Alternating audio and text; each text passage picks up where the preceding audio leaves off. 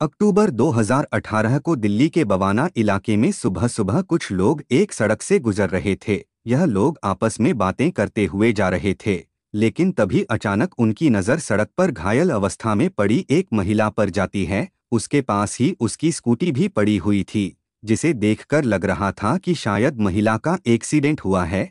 वह लोग तुरंत उस महिला के पास जाते हैं तो देखते हैं कि उसके शरीर से काफ़ी खून निकल रहा है।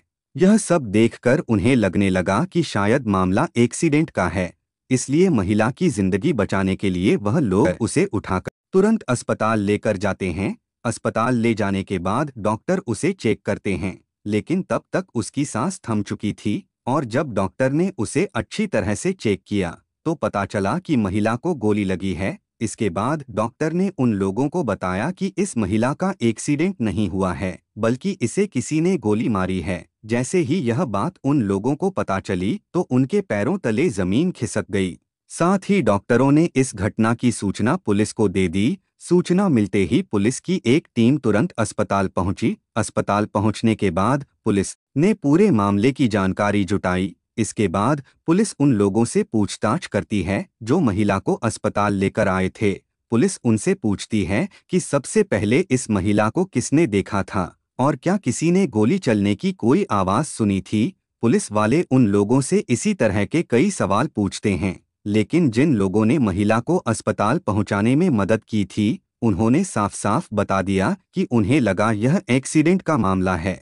लेकिन अगर उन्हें पता होता कि यह मर्डर का मामला है तो वह लोग सीधा पुलिस को ही फोन करते। उन लोगों की बात सुनकर पुलिस वालों को भी लगने लगा कि शायद यह लोग सच बोल रहे हैं, लेकिन फिर भी पुलिस ने उन लोगों के नाम, पता और फोन नंबर नोट कर लिए थे।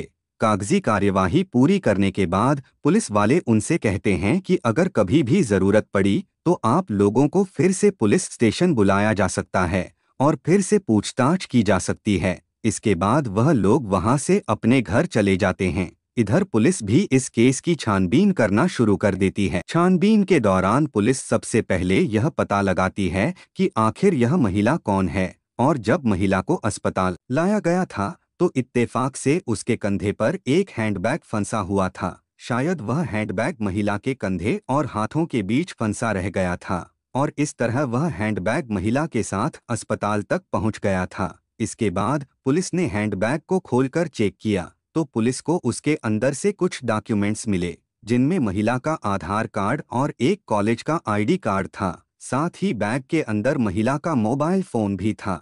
इसके बाद जब पुलिस ने आधार कार्ड को देखा तो पता चला कि इस महिला का नाम सुनीता है। वह गवर्नमेंट टीचर है और वह दिल्ली की ही रहने वाली है। इसके बाद पुलिस सुनीता के घर के बारे में पता करती है। साथ ही उसके मोबाइल फोन से उसके पति का नंबर भी निकलवाया जाता है और फिर उसके पति के नंबर पर फोन किया जाता है। सुनीता के पति का नाम मंजीत था। वह पेशे से एक प्रॉपर्टी डीलर था। पुलिस वाले सुनीता के पति को बताते हैं कि उसकी पत्नी को किसी ने गोली मारकर हत्या कर दी है। जैसे ही उसके पति को यह बात पता चली तो वह दहाड़े मारकर रोने लगा।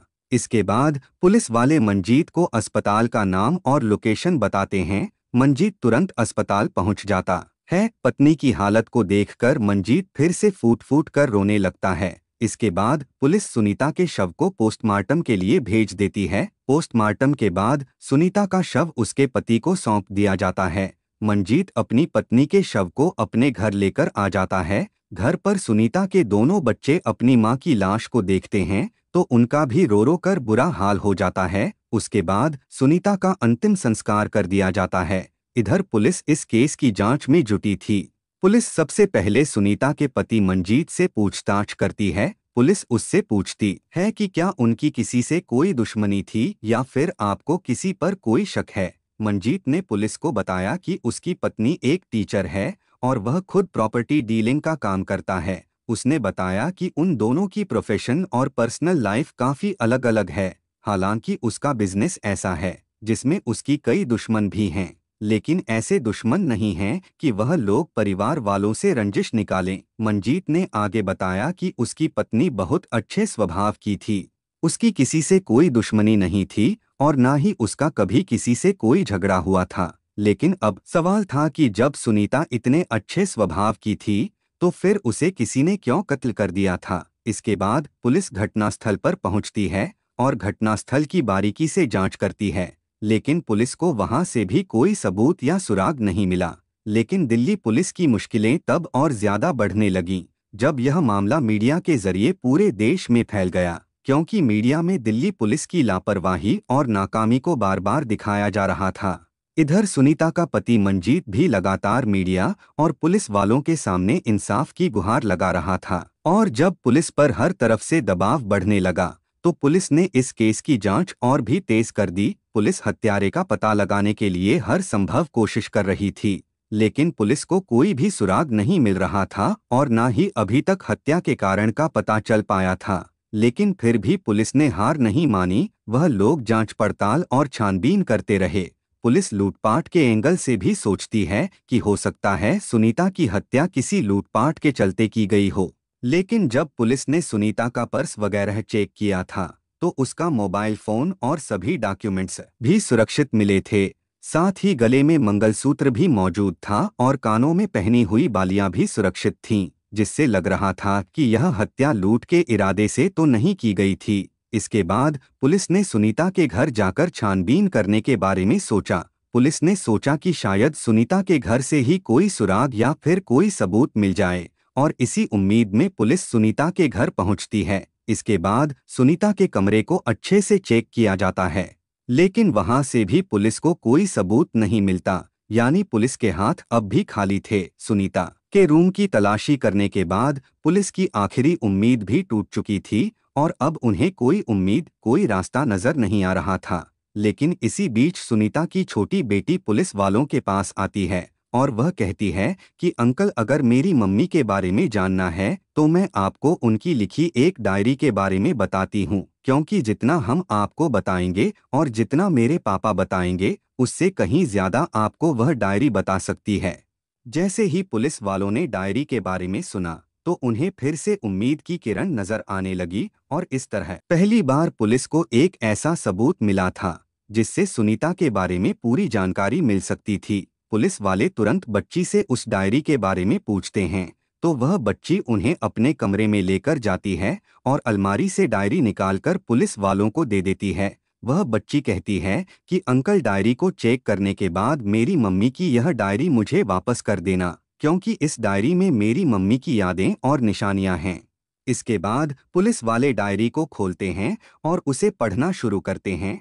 पुलिस वाले जैसे जैसे डायरी के पन्नों को पलटते जा रहे थे वैसे वैसे पुलिस के सामने सुनीता की जिंदगी के राज खुलते जा रहे थे। हालांकि इस डायरी से पहले पुलिस के पास कोई सबूत नहीं था, लेकिन अब इस डायरी को पढ़ने के बाद सारे सबूत पुलिस के सामने थे और यह डायरी इस हत्याकांड की खुद एक गवाह थी।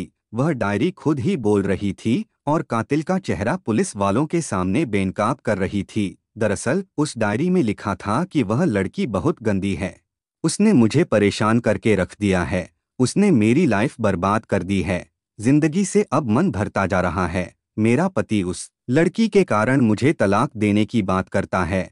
आज तो उसने मुझसे यहाँ तक कह दिया कि वह लड़की ही उसके बच्चे की माँ बनेगी और वह जल्द ही मुझसे तलाक ले लेगा। मंजीत का किसी और औरत के साथ अफेयर चल रहा था। उस औरत का नाम राधा था, यानी वह औरत जिसकी वजह से सुनीता अपनी जिंदगी से तंग आ चुकी थी। और इस डायरी में लिखे हुए सारे सबूत पुलिस वालों को सुनीता की बेटी के कमरे से मिले थे।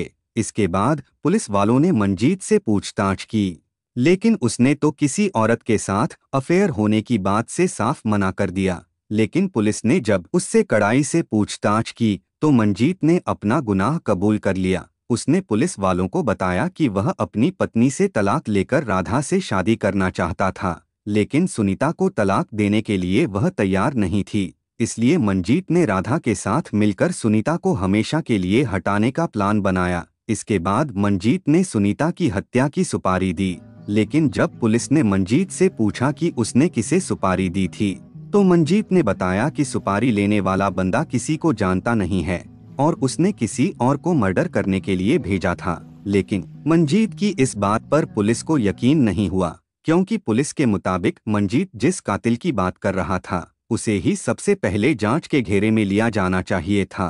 लेकिन मंजीत किसी का नाम बताने से साफ मना कर देता है। इसके बाद पुलिस मंजीत को हिरासत में ले लेती है। इधर पुलिस ने राधा को भी पूछताछ के लिए बुलाया, लेकिन राधा को उसके साथियों समेत हिरासत में लेने के बाद भी पुलिस को कोई बड़ा सबूत नहीं मिला, जिससे मंजीत को छोड़ना पड़ा।